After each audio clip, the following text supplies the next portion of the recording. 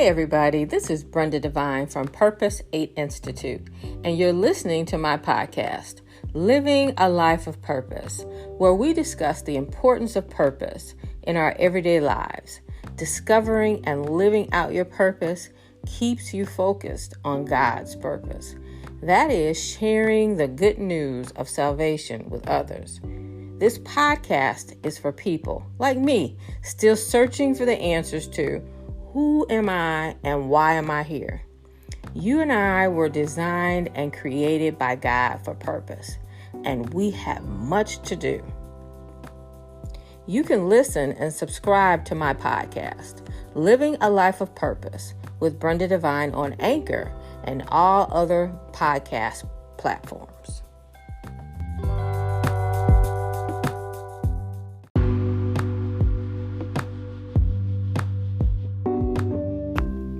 Hi, this is Brenda Devine from Purpose 8 Institute. Hey, thank you so much for joining me for another episode of my podcast, Living a Life of Purpose. So today's topic is what makes you cry will teach you a lesson. So a little bit about me. I am not a crier. For me to cry, it has to really be something significant. It has to be something that is pulling at my spirit, my soul. It has to be something that hurts me deeply, something that I don't quite understand. So I am not a crier. I'm not the type of person that just gets sad. But since living this life of purpose, since walking in my purpose, since deciding that I will submit my life to God and live out a purpose, I have become a crier. I have become a crier. I have become more softer, more kinder.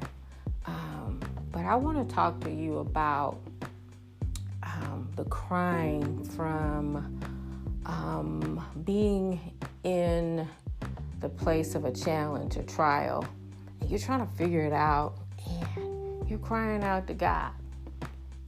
You don't know what's going on. Something's happened to you. Somebody said something. Something happened at work. Something happened with the relationship with your friend. Something's going on in your marriage. You can't understand what's going on with your child. Something's going on with your parents. Something's going on with you. Maybe it's an illness. Maybe it's you've injured yourself. Maybe you've hit a wall in your business or your career. Maybe something's happened, okay? And you're crying because you're confused. You don't know what to do. You're having these moments of you just breaking down and crying. So I'm going to say, don't just look at it as, I'm crying. Look at it as an opportunity for a lesson. Why are you crying? Why are you so sad? What's going on? What is beating up against you, really?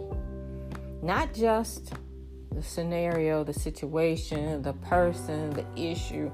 What is really going on behind all that? What is pressing on you enough that you feel compelled to cry? It's causing you that much anguish. Now for me, it's been rejection. It's been insecurities. It's been emotional neglect. Those are the feelings on the underneath, what we don't always want to address. It's the pride. Those four things.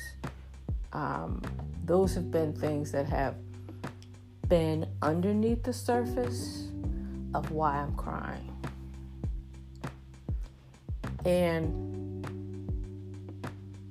lots of times we're too afraid to address what's really making us cry, what's really making us sad. We'll go and cry and talk to someone, and they'll cheer us up for a while, and we'll put a little Band-Aid on it, and we'll keep on going. But we don't always have the courage to dig deeper and go, why does this hurt me so much?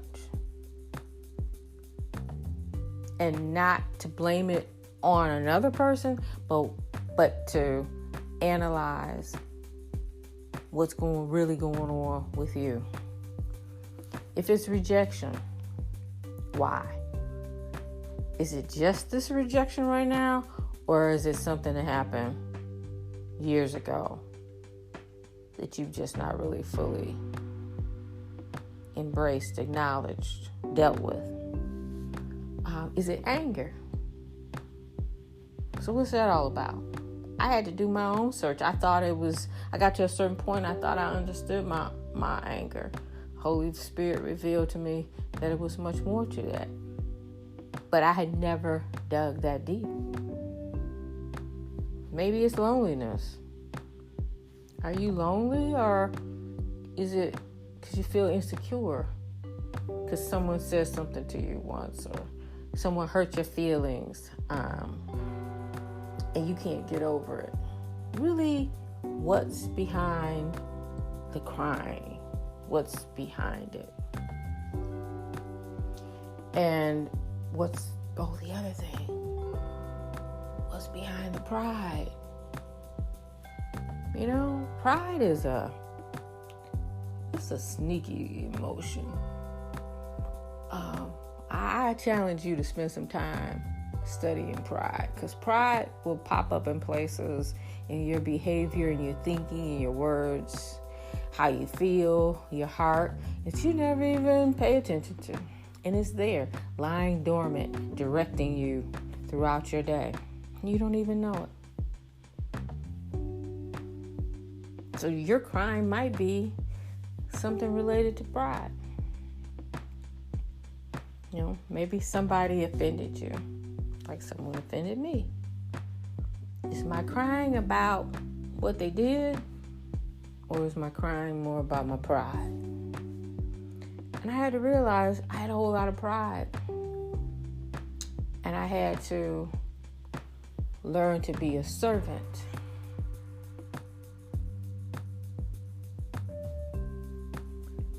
That was part of the problem. I had to learn the lesson of being a servant and following. So, if you're crying about something, and you're hurt about something, somebody did something, said something happened, and you're crying about it, what's really behind the tears? What's really behind the emotion? What's really behind that? Because if you don't really address it, if you just Band-Aid it, if you just call your best girlfriend or your best boyfriend or your mom and your daddy and they give you some words of encouragement and you go off about your way, you're going to cry some more. It'd be better if you spend some time. Most of us are scared to spend that time digging that deep. I spent, and I'm going to say, I'm guessing, maybe about an hour or two after the Holy Spirit revealed something that I hadn't even thought about of reason behind my anger. It took me about 2 hours to sort it all out. And that released another burden off of me because I spent the time to really think about it, to not be afraid, or to get to a point like, well, you know what, I'm not even going to deal with that. And put a pin in it.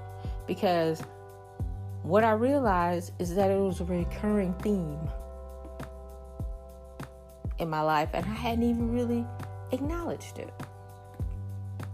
So whatever you're crying about, there's a lesson in it. The question is, are you going to put the time in? Are you going to put the work in? Are you going to do the self-evaluation? Are you going to do the introspection? Are you going to allow God to show you, to teach you? Are you going to humble yourself, to open up yourself enough, to open yourself up so that you can see what God already sees? That's scary. That's dangerous. Yes. There's nothing as humbling as realizing how fragile you are. You're really fragile. I'm really fragile. I thought I was strong, but I'm fragile. I'm fragile when I'm in the presence of my God. I'm really fragile. And you gotta open up. You gotta see, allow his word to heal you.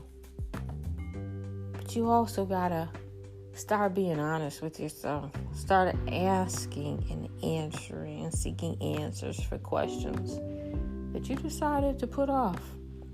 I don't want to know. I don't want to think about it. I'm just going to do this instead. I'm going to go buy something to make me feel better. I think they call that shopping therapy. I'm just going to go on a trip, forget about it for a couple of weeks. I'm just going to change jobs. I'm just going to get new friends. I'm just going to stop talking to this person. I'm just going to be a workaholic.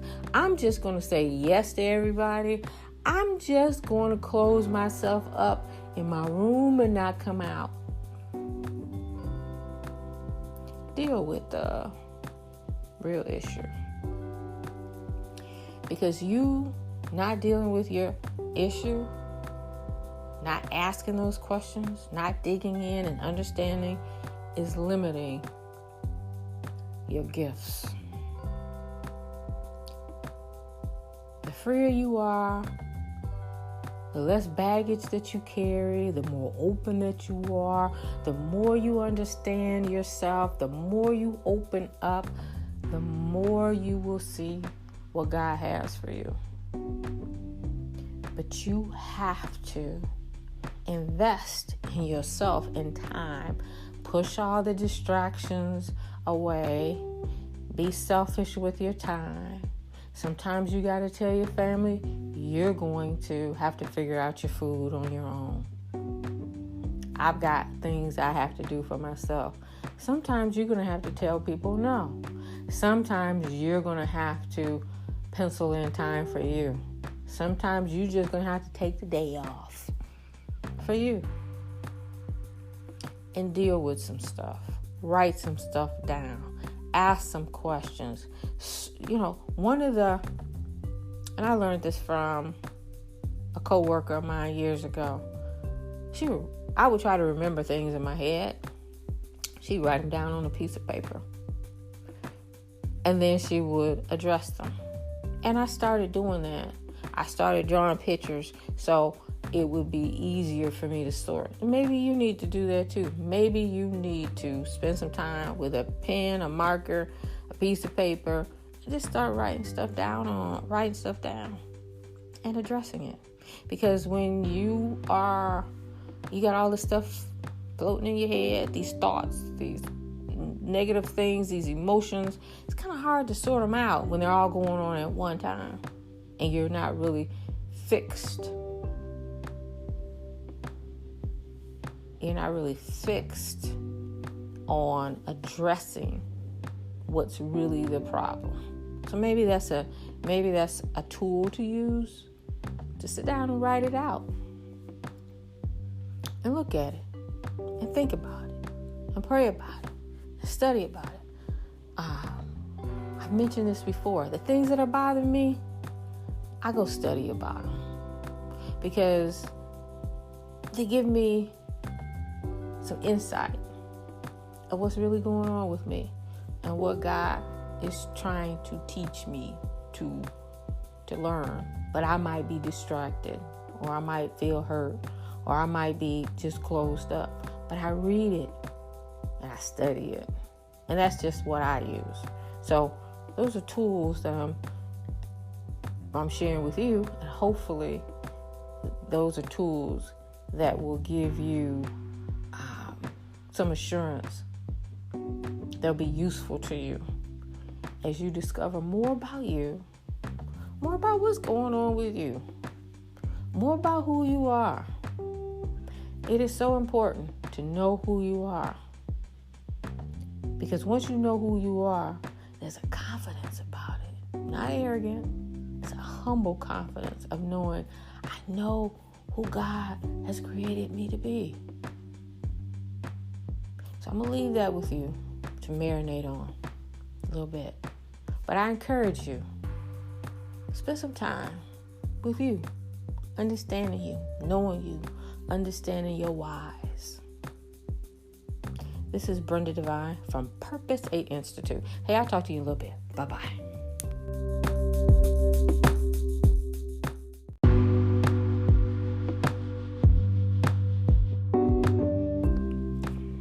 Thank you for joining me on my podcast, Living a Life of Purpose, on Anchor and all other major podcast platforms. To learn more about Purpose 8 Institute and our ministry of sharing the importance of purpose, please visit our website, www.purpose8institute.com. You can also find us on Facebook, Instagram, YouTube, and even TikTok.